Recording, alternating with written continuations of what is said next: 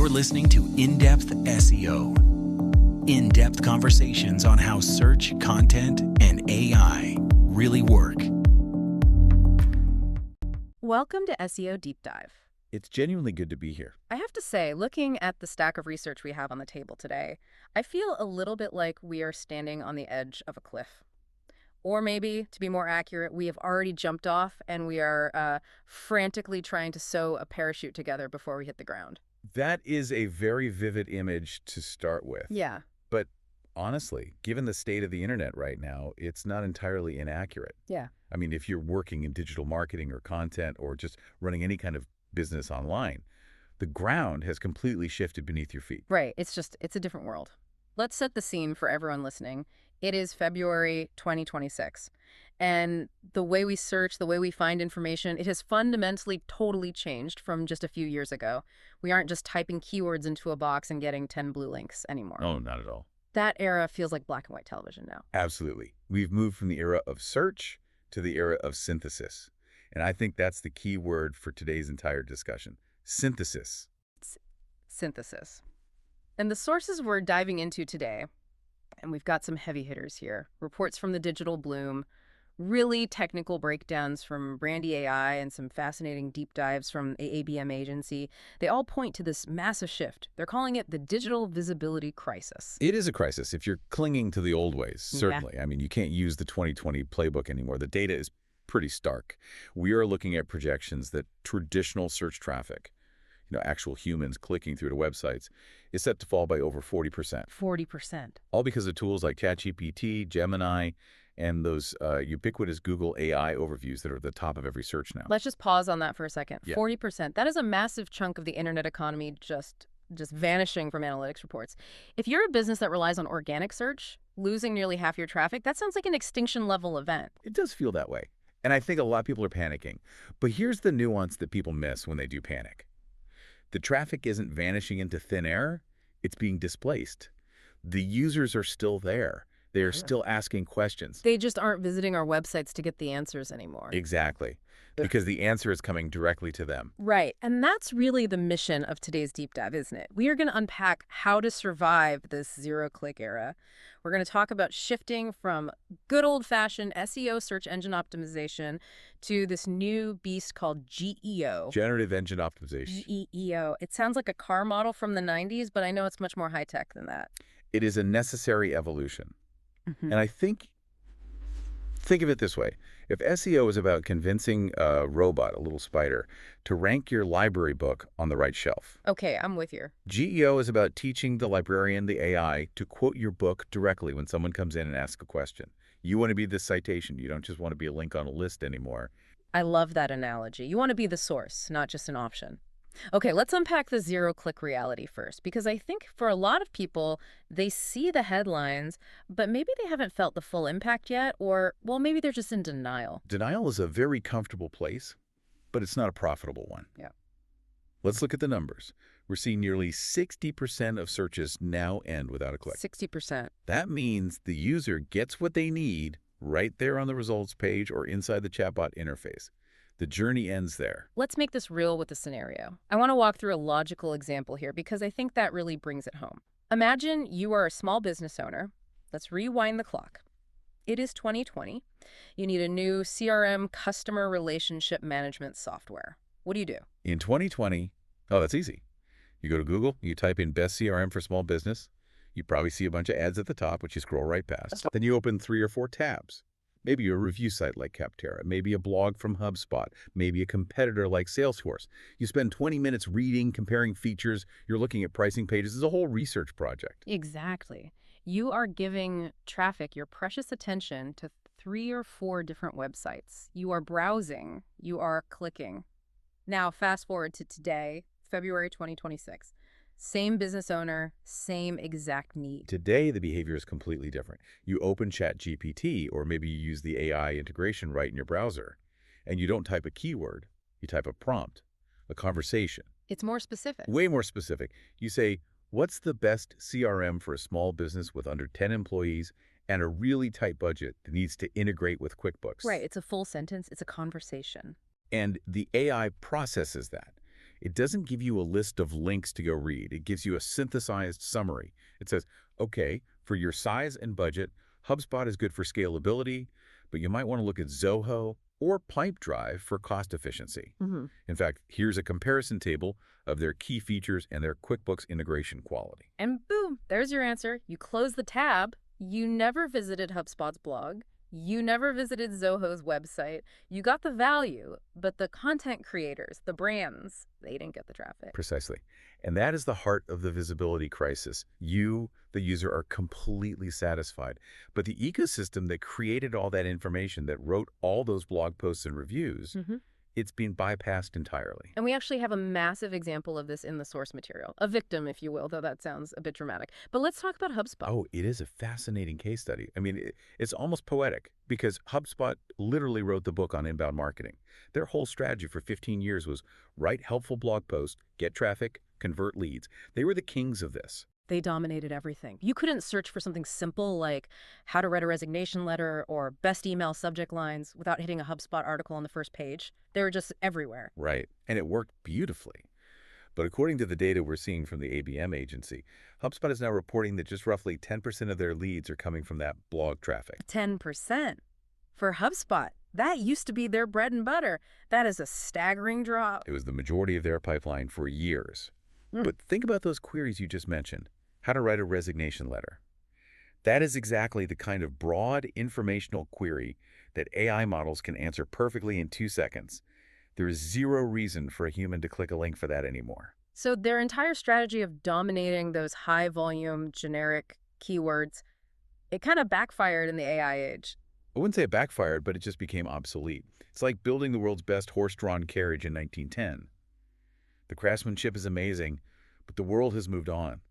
The AI consumed all that content, learned from it, and now serves it up without the middleman. And the middleman was the website. The website was the middleman. So what does this all mean? I mean, if traffic is down 40% and the old playbook is completely broken, do we just pack up and go home? Is digital marketing as we knew it dead? Not at all. Not even close. We pivot. The expert insight here, and this is the big mental shift, is that the goal is no longer just traffic acquisition. We have to stop obsessing over sessions and page views in Google Analytics. The new goal is visibility within AI responses. Okay, visibility. So if I'm asking the AI for a CRM, I don't just want to click to my website. I want the AI to mention my brand's name in that answer. Exactly. If the AI says HubSpot and Salesforce are the industry leaders, and you are their smaller, scrappier competitor, but you aren't mentioned, you effectively don't exist at that moment of decision. You're completely invisible. That is terrifying. But also it sounds like a massive opportunity if you can figure out how to get mentioned. It is a massive opportunity. It's a bit of a winner-take-all dynamic, or at least winner-take-most. And that brings us right back to GEO. Generative Engine Optimization. Okay. It sounds like a buzzword, but let's really dig into what it is. How is it fundamentally different from the SEO we've all been doing for the last 20 years? I think the easiest way to frame it is who you're optimizing for. SEO, search engine optimization, was about optimizing for a spider, a crawler. You structured your data, you used keywords, you built links, all so this little bot could index your page and rank it. It was a matching game. Right, you were just trying to feed the spider the right signals, match the keyword string. GEO was optimizing for a model, a large language model. And these models don't just index lists. They read and understand concepts. They look for consensus. They look for patterns in the data across the entire internet. So GEO is about optimizing your content to become the source of the answer that the AI provides. You're trying to influence its brain, not just its index. Precisely. The advertising week source we looked at mentioned the 3 C's of AI optimization. And I think this is a really helpful framework to make this abstract stuff concrete. Okay, let's hear them. The 3 C's are cognitive, contextual, and comprehensive. Okay, let's break those down. What do they mean by cognitive? Cognitive means your content needs to demonstrate reasoning. It's not enough to just state a fact. AI models prefer content that explains why, not just what. It needs to connect the dots. The AI is trying to build a logical, coherent answer, so it prefers sources that display logic themselves. That makes a lot of sense. So don't just give a fact, give the reasoning and the implication behind it. What about contextual? Contextual means it fits the user's specific situation. It's not just a generic definition, it's applied knowledge. So if the user asks for a CRM for a small business, the AI actively looks for content that specifically addresses small business constraints like budget, team size, ease of use, not just general CRM information. And comprehensive is probably pretty self-explanatory, I guess. It is, but with a new twist. In the age of AI, comprehensive doesn't just mean long. It means covering the topic so thoroughly that the AI views your content as the definitive authority. If you leave gaps, if you don't mention pricing, or you forget to talk about integrations, the AI will go somewhere else to fill in those gaps. You want to be the one-stop shop for the model's data gathering on that topic. This shift completely changes how we measure success too, right? You mentioned traffic is less important. So what are we tracking instead? What goes on the dashboard now? Well, we're moving from a metric like share of voice, which was often just about how loud you were in the market, how much you were spending, to share of model. Share of model. I like that phrase. It's like, how much real estate do you own in the AI's brain on a given topic? Precisely. How often is your brand cited when relevant questions are asked? And here's where it gets really, really interesting. The metrics that drive this are different. In traditional SEO, what was king? Backlinks, no question. Backlinks were everything. If you had 1 million links pointing to you from high-authority sites, you ranked. End of story. And now? Now, brand mentions matter more. The only source had a fascinating stat on this. They ran a correlation study and found that unlinked brand web mentions correlate at 0.664 with AI visibility. 0.664. Now, for the non-statisticians listening, is that a high correlation? It's very significant, and critically, it's roughly 3 times stronger than the correlation for traditional backlinks. Wow. Okay, so let me get this straight. The AI cares more that people are talking about you than linking to you. Because AI systems use language-based signals. Yeah. They aren't just counting blue hyperlinks like an abacus. They are reading the entire internet as a single document. They look for patterns. If brand X is constantly mentioned in the same sentence as best CRM or reliable software across forums, articles, social media, and reviews, the AI learns that association. It learns that brand X is a top CRM. That makes so much sense. It's almost like word of mouth at a global scale, and the AI is the one listening to all the gossip. That is a perfect way to put it. The AI is the ultimate eavesdropper. It reads Reddit, it reads LinkedIn, it reads industry journals, it reads everything. So, practically speaking, if I'm a content creator or a marketer listening to this, and I'm writing for this new world, how does my content actually look different? We touched on this idea of answer first formatting. Yes, this is a huge tactical shift. Yeah. You need your content to be scrapable. We all used to bury the lead in blog posts, right? You'd write a long intro, tell a story, and then finally give the answer at the bottom to keep people on the page longer. We called it dwell time optimization. Guilty as charged. The long and storied history of the CRM begins in 1980. Just to get to a simple pricing comparison. Stop doing that immediately. The AI hates that. In GEO, you want the very first paragraph to directly answer the likely query. You want to optimize for the snippet, give the summary, the direct answer up front. Then use the rest of the content to provide depth, nuance, and supporting evidence. You are effectively writing the executive summary for the robot first. And then there's this concept of liquid content, which, I'll be honest, sounds a bit like a messy drink order at a bar. It does, doesn't it? Yeah. But the concept is incredibly powerful. Liquid content means your content flows everywhere. It's not just stuck on your blog. It's distributed natively on other platforms. You post a full, comprehensive article on LinkedIn Pulse. You write a detailed, helpful thread on Reddit. You don't just hoard it on your own website. But wait a minute, the traditional marketer in me is screaming right now. If I put the whole article on LinkedIn, nobody clicks to my website. My traffic numbers go down. And in the zero-click era, that's okay. Because remember, what's our new goal? Share of model. Share of model. We want the AI to see our content where it lives. And where does the AI live? It lives in massive training data sources like Reddit and LinkedIn. If you're providing immense value there, natively the AI sees it, it associates your brand with expertise on that topic, and it learns to cite you. You generate mental impressions and build share of model, even if you get 0 website clicks from that piece of content. It requires a total, almost painful shift in mindset. You have to be willing to give away the goods without the immediate gratification of seeing a little green arrow go up in your site analytics. It's a leap of faith, but all the data we're seeing suggests it's the only way to stay relevant. Okay, I know this can sound a bit like doom and gloom, traffic is dying, give away all your content for free. But we promised this wasn't going to be a funeral for marketing. We have success stories. We do, and this is so important because it proves this isn't just theory. Brands are winning right now in 2026 by doing exactly what we're discussing. Let's start with Vercel. They're a front-end cloud platform, pretty technical stuff. The ABM agency calls them the adapter. What did they do that was so smart? They pivoted hard to what they call LLM SEO. They had a key insight. Their audience developers were early and heavy adopters of AI. They weren't Googling how to deploy a Next.js app anymore. They were asking GitHub Copilot or ChatGPT to write the script for them. So Vercel realized they needed to optimize their documentation not for humans, but for the robots that the humans were using. Precisely. They focused on two things: concept ownership and frontier concepts. Essentially, they identified new technical terms and frameworks that were just emerging things with very low competition. And they wrote the definitive high-density documentation for them. High density, what does that mean in this context? Dense with facts, code snippets, precise terminology, and zero fluff. This creates very strong vector embeddings in the AI models. Vector embeddings. Now we're getting technical. Can you explain that in plain English for the rest of us? Sure. Think of the AI's brain as a giant 3D map of concepts. Words and ideas that are related are physically close together on that map. Cat is near kitten and dog. By writing this super dense factual content, Vercel created a very deep permanent groove or coordinate in that map. They made sure that when the AI thinks about a concept like server-side rendering, Vercel is the closest, strongest, most authoritative location on that map. That is fascinating. So they literally anchored themselves in the AI's fundamental understanding of the topic. Yes. And they didn't just put it on their blog. They also engaged heavily on GitHub and Reddit, which we now know are primary training grounds for these models. They went to where the conversations were happening. And the results, they must have been good. The results were staggering.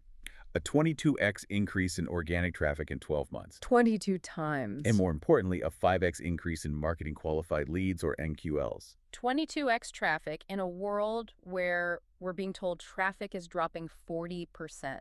That is incredible. It completely validates the strategy. It proves that if you become the source the AI trusts, the AI will send people to you when they need to go deeper than the summary.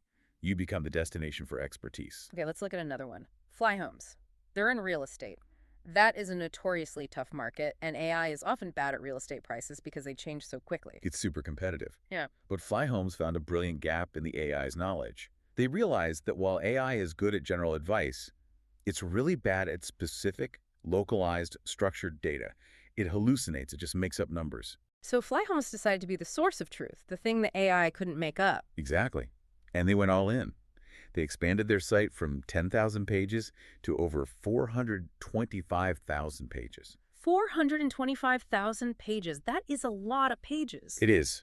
But they were hyper-focused. They created cost of living guides for thousands of neighborhoods, structured data, hard numbers, the kind of stuff the AI can't easily guess. So they provided the raw, factual data that the AI needs to answer questions like, how much does it cost to live in this specific neighborhood in Seattle? Precisely. They offered it up in structured formats, tables, charts, using schema markup that AI models could reference and cite, but not easily replace without a source. The result was a 10,737% increase in traffic in just 3 months. Okay, that percentage is absurd. I had to read that twice, 10,000%. Just shows the immense power of being the definitive data source. Yeah. When the AI needs a fact, it goes to the fact holder. We also have Brainly, the education platform. Their strategy was different again. They leveraged user-generated content, right? Yes, this is another angle. They created over 2 million question and answer landing pages. By letting users ask and answer very specific homework questions, they created this massive repository of long-tail expertise.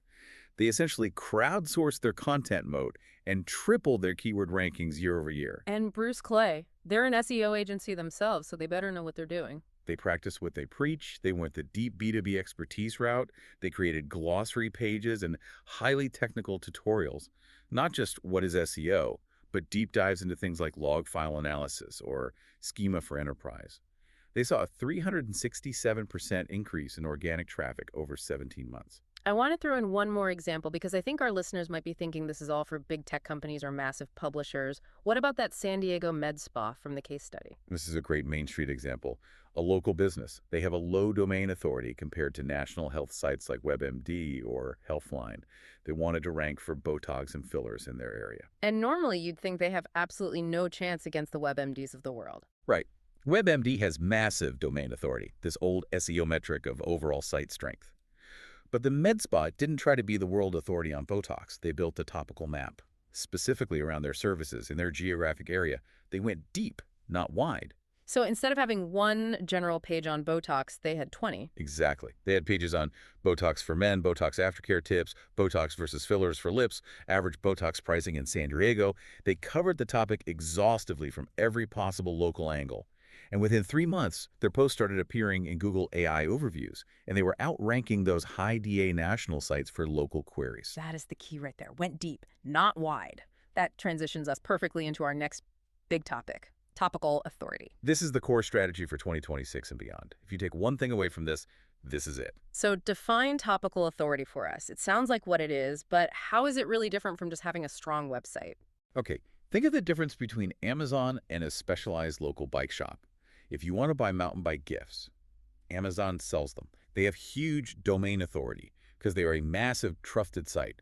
They sell everything from diapers and drones to mountain bikes. Right. They are the general store of the world, a mile wide and an inch deep on most things. Exactly. But if a small, specialized bike blog writes an article about the 10 best gifts for downhill mountain bikers, that small blog can often outrank Amazon for that specific query. Why? Because that blog has topical authority. The search engine and the AI knows that this site lives and breathes bikes. Amazon just sells them as one of millions of products. So Google, and by extension the AI models, they prefer the specialist over the generalist. Increasingly, yes.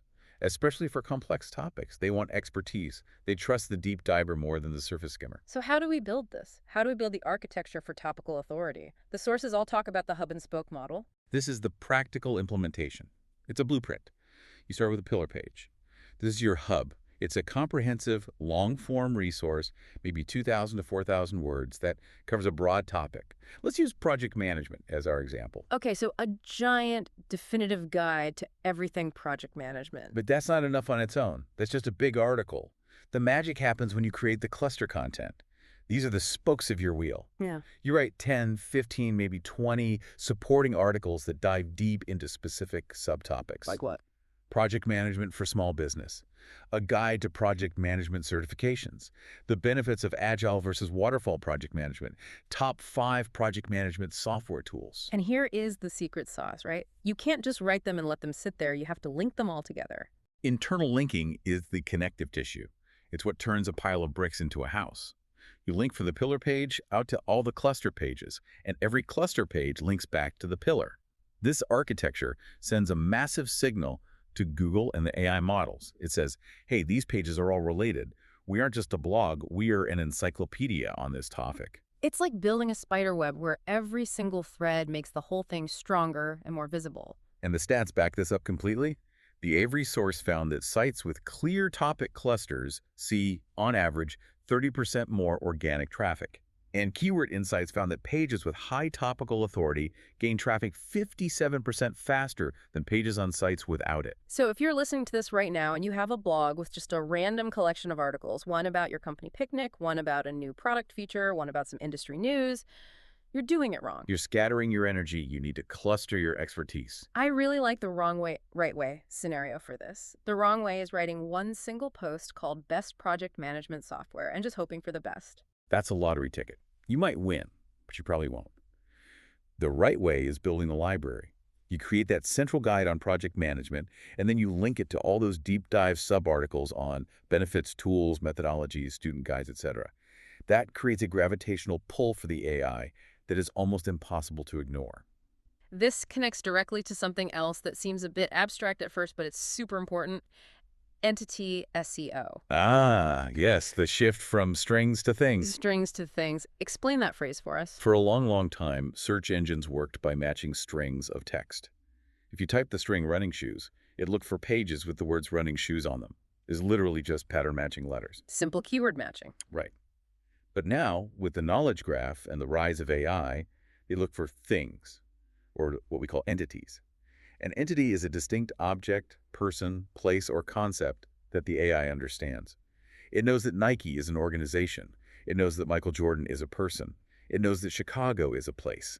These aren't just words. They are objects with attributes and relationships in its brain. So why does this matter for a brand especially a smaller one. Because if your brand isn't in the knowledge graph, if the AI doesn't recognize you as a distinct entity, you are essentially invisible to the machine. You're just a string of text on a page.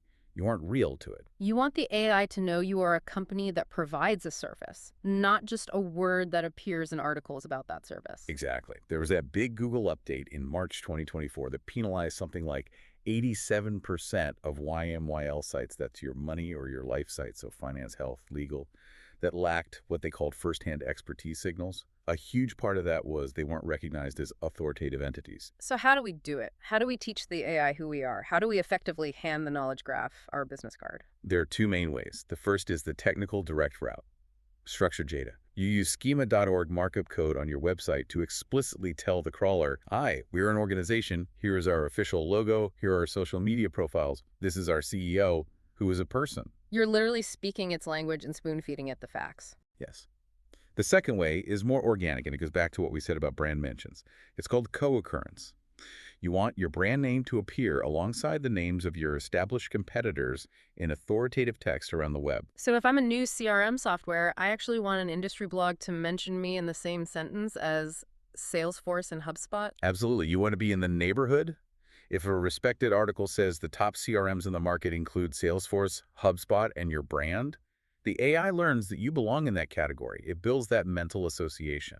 That's so counterintuitive. Usually in marketing, you want to stand alone and differentiate. But here, you want to be part of the club first. You need to be seen as part of the club before you can be seen as the leader of the club. Let's walk through a quick scenario.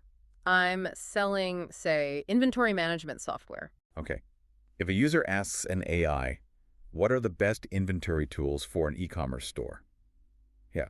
The AI constructs its answer from the entities it knows are related to that topic. It doesn't just scan for keywords.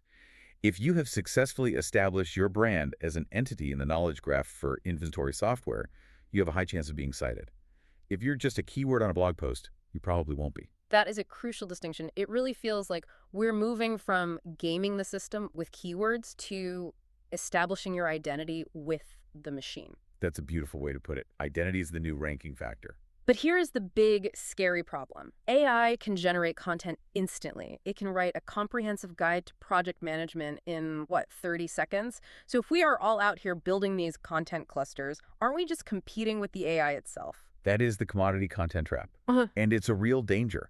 If your content is generic, if it's just a summary of things that already exist online, the AI can replicate it effortlessly. And if the AI can replicate it, it has zero unique value. So we need a content moat. I love that term. How do we build a moat against an army of content-writing robots? You have to do what the robots can't do. It's that simple. And our research points to 3 foundational pillars for a strong content moat. Okay, lay them on me. Pillar 1.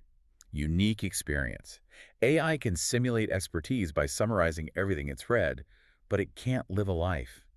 It hasn't failed at a project. It hasn't had that difficult conversation with a client that changed everything.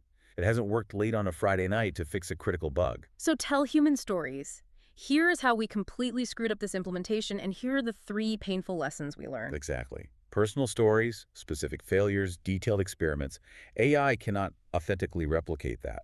It lacks the texture of real life, the names, the dates, the emotions, the specific details. Pillar 2 for the content moat. Proprietary data. Original research. This is huge. Run a survey of your customers. Analyze your own internal usage data and publish a report with unique insights. AI can only summarize what already exists on the internet. It cannot create new knowledge from the field. If you are the source of the data, the AI has no choice but to cite you. Correct. You become the primary source node. It has to come back to you. And pillar 3. Community. Build a loyal audience that talks to you and to each other. Newsletters, private Slack groups, forums, active comment sections.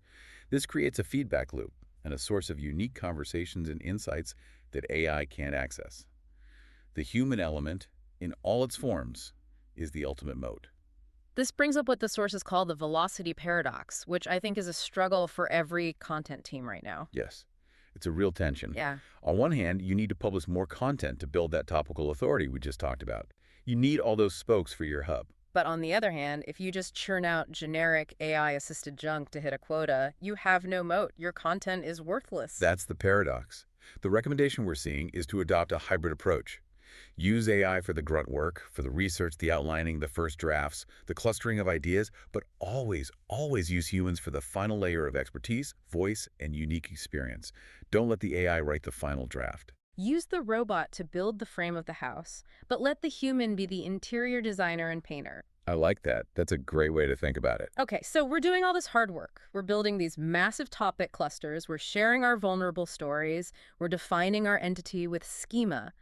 How on earth do we track if any of this is working? Because my boss is going to ask for a report, and trust me, we have a really great moat, isn't going to fly. The old metrics are failing us. You can't just look at Google Analytics and see referral from ChatGPT. It doesn't exist. So what do we do? Are we just flying blind? No, but we need new instruments. First, we have to bust a couple of myths. The first myth is, if I rank #1 on Google, ChatGPT knows about me. That is completely false. They're different systems. And the other myth is AI is too random and creative to track. Also false. It's probabilistic, but it's not random. It's based on its training data. So we need to start tracking that share of model. How specifically do I just go ask it questions every day? You can, and you should. You could do this manually or with new tools that are emerging, like Brandy AI or SEMrush's AI Visibility Toolkit. But the core concept is simple. Create a test suite of prompts. Like you're giving the AI a quiz about your industry. Yes, exactly. Create a list of 20 to 50 questions your ideal customers might ask. What are the best tools for X? How do I solve Y? Compare brand A versus brand B.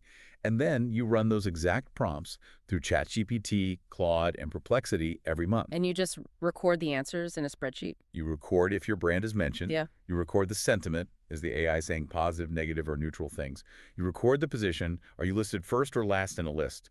You track this over time. It's a bit of manual labor, but it gives you a real, tangible benchmark of your visibility inside the machine. It's the only way to see what the Oracle is telling your potential customers about you.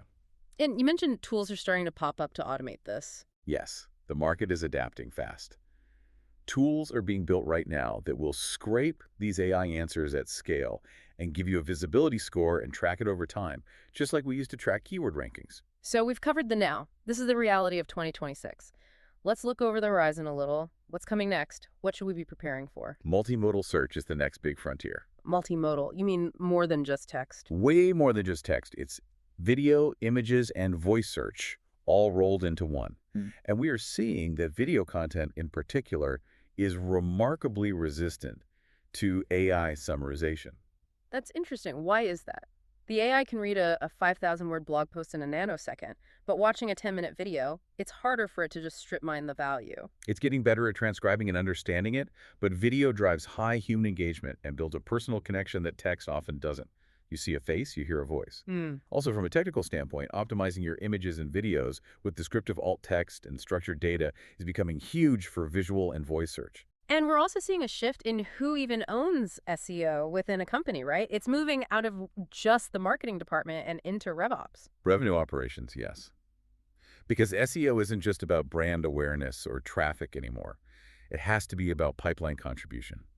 Since overall traffic is dropping, the traffic you do get needs to be extremely high intent and measurable. It's all about quality over quantity now. Exactly. And I think that leads to the final pivot we all need to make. We have to move from a clickbait mindset to a value injection mindset. Stop chasing the algorithm with cheap tricks.